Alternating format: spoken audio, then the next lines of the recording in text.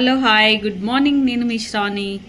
ఇప్పుడు నేను మీకు వెజిటేబుల్ పోపు రైస్ చూపిస్తున్నా. మార్నింగ్ టైం నేను ఆల్రెడీ రైస్ని వండుకున్నా. ఇక్కడనేమో బీన్స్, క్యారెట్, శనగపప్పు, నిమ్మకాయ, పల్లీలు, ఎండుమిర్చి, కరివేపాకు తీసుకున్నా.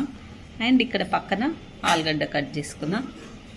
ఇప్పుడు మనం స్టార్ట్ చేసుకుందాం. ఇప్పుడు ఆయిల్ వేసుకుందాం గిన్నెలో.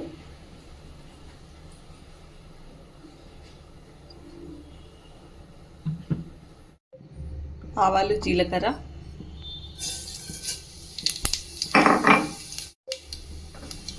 శనగపప్పు, పల్లీలు.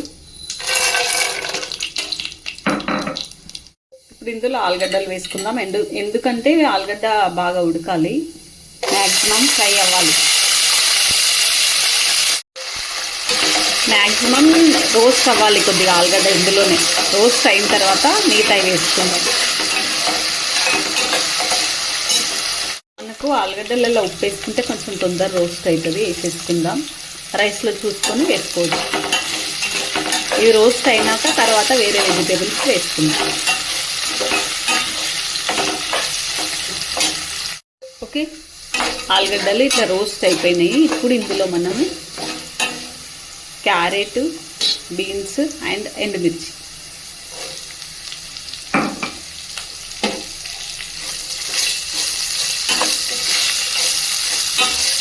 ఇప్పుడు ఇందులో మనం ఒక మసాలా పౌడర్ వేసుకుంటున్నాం. అదేంటంటే నువ్వులు, ఆవాలు, కొంచెం మెంతులు కలిపిన పౌడర్. ఇవి గ్రైండ్ చేసుకున్నాను అనమాట. నేను ఎప్పుడు అవసరం పడుతుందని. నువ్వులు, ఆవాలు, మెంతుల పౌడర్. మెంతులు కొంచెం వేసుకోవాలి.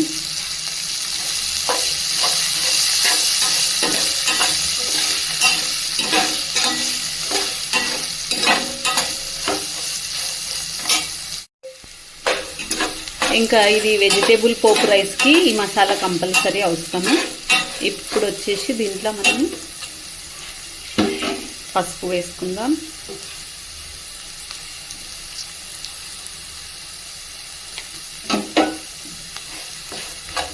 ఇంకా దీనిలో నిమ్మకాయ వండుకుందాం.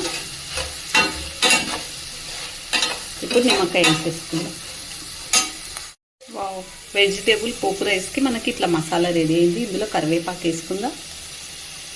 వేసుకొని ఇంకా రైస్ కలిపేసుకుందాం. ఓకే, నేనైతే నిమ్మకాయ వండుకుంటున్నా ఇందులో 2. ఓకే, ఇప్పుడైతే మొత్తం కలిపేసుకుందాం. నా హ్యాండ్లో ఫోన్ ఉంది కాబట్టి నేను కలుపుకొని చూపిస్తాను.